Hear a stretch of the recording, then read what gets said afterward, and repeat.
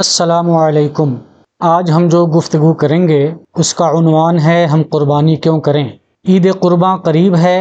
اور آپ سبھی لوگ عید قرباں کی تیاری میں مصروف ہوں گے اور قربانی کے لیے جانوروں کی خرید و فروخت کر رہے ہوں گے۔ بے شک یہ ایک نیک عمل ہے، لیکن کبھی آپ نے سوچا بھی ہے کہ جس واجب عمل کی ادائیگی کے لیے آپ اپنی گاڑھی کمائی خرچ کر رہے ہیں اس سے کچھ مقصد حاصل ہو بھی رہا ہے یا نہیں؟ آج قربانی کے سلسلے میں جو ہمارا حال ہے وہ قابل رحم ہے۔ ایک تو ہم جو قربانی کرتے ہیں وہ نہ تو سنت ابراہیمی کے مطابق ہو پاتی ہے اور نہ ہی اس قربانی سے ہم کو رضائے الہی حاصل ہو پاتی ہے۔ اس کی وجہ یہ ہے کہ ہم یا تو نام و نمود کی خاطر قربانی کرتے ہیں یا پھر گوشت کھانے کے لیے، اور یہ دونوں عمل قربانی کی روحانیت کے یکسر خلاف ہے۔ ایسا بارہا دیکھا جاتا ہے کہ بڑے جانور کی قربانی ہونے کے بعد جب گوشت کی تقسیم کا مرحلہ آتا ہے تو کوئی سری کے لیے ناک بھوں چڑھاتا ہے تو کوئی پائے لینے کے لیے الجھ بیٹھتا ہے، گویا اسے ثواب حاصل کرنے سے کوئی غرض نہیں بلکہ وہ تو محض سری اور پائے حاصل کرنے کے لیے قربانی کرتا ہے۔ کچھ لوگ تو مہینوں قربانی کا گوشت مزے لے لے کر کھاتے ہیں، یہ اور بات ہے کہ ان کا غریب پڑوسی قربانی کا گوشت کھانے کے لیے ترس جاتا ہے، لیکن قربانی کرنے والے امیر کے کان پر جوں تک نہیں رینگتی۔ اس میں کوئی دو رائے نہیں کہ ہم قربانی اسی لیے کرتے ہیں کہ یہ اللہ تعالیٰ کے خلیل حضرت ابراہیم علیہ السلام کی سنت اور ان کی یادگار ہے،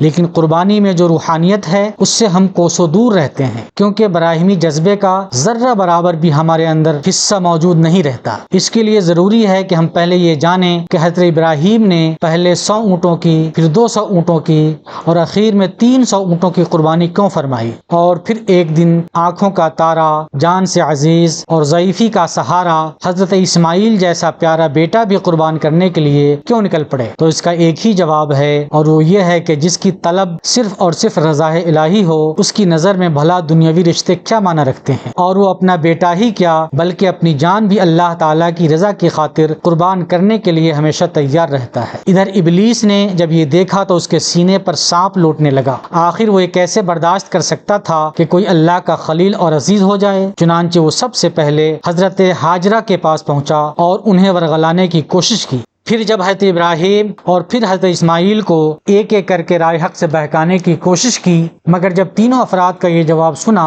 کہ اگر اللہ تعالیٰ کے نام پر اور اس کی رضا کے لیے قربان ہونے کی بات ہے تو اس سے بڑی خوشبختی اور اس سے بڑی سعادت مندی کی بات ایک بندے کے لیے اور کیا ہو سکتی ہے؟ لہٰذا شیطان اپنا سامو لے کر رہ گیا اور اللہ تعالیٰ کے نیک بندوں کو طاعت الہی سے نہ روک سکا۔ گویا حضرت ابراہیم، حضرت ہاجرہ اور حضرت اسماعیل نے اللہ تعالیٰ کے اس فرمان کو سچ کر دکھایا کہ شیطان کا بس میرے مخلص بندوں پر چلنے والا نہیں ہے۔ ابلیس نے مردود بارگاہ ہوتے وقت یہ کہا تھا کہ یا اللہ مجھے طاقت دے کہ قیامت تک تیرے بندوں کو راہ حق سے بھٹکاتا رہوں، تو اللہ تعالیٰ نے فرمایا تھا جا تجھے اجازت دے دی، لیکن یہ یاد رکھنا کہ جو بھی میرا نیک بندہ ہوگا وہ کبھی بھی تیرے بہکاوے میں نہیں آئے گا۔ باتوں پر غور کریں تو یہ حقیقت سامنے آ جاتی ہے کہ حضرت ابراہیم کی قربانی کا مقصد نہ تو کثرت سے اونٹوں کی قربانی کرنا تھا اور نہ ہی گوشت کھانا تھا، بلکہ بات دراصل یہ تھی کہ اللہ تعالیٰ کیسے راضی ہو جائے اور اس کی رضا کیسے حاصل ہو۔ لہٰذا آئینے کی طرح یہ بات صاف ہو گئی کہ قربانی کا اصل مقصد نہ تو کثرت سے اونٹوں کی یا دوسرے جانوروں کی قربانی ہے اور نہ گوشت کھانا ہے، بلکہ اس کا ایک ہی مقصد ہے اور وہ ہے اللہ کی رضا کا حصول۔ اب اگر ہم لاکھوں لاکھ کی قربانی کریں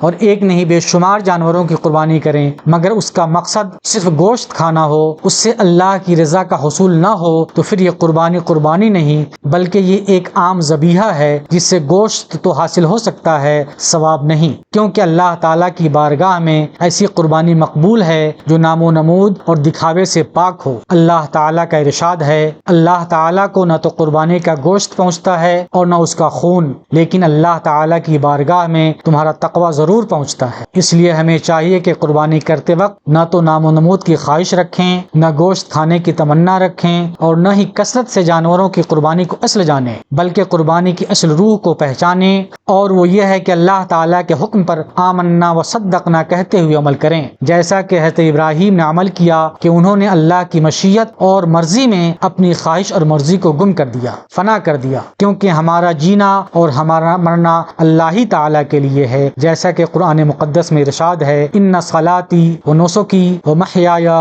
و مماتی للہ رب العالمین، بے شک میری نماز، میری قربانی، میرا جینا اور میرا مرنا اللہ تعالی ہی کے لیے ہے۔ انداز بیاں گرچہ بہت شوق نہیں ہے، شاید کہ اتر جائے تیرے دل میں میری بات۔ والسلام، خدا حافظ۔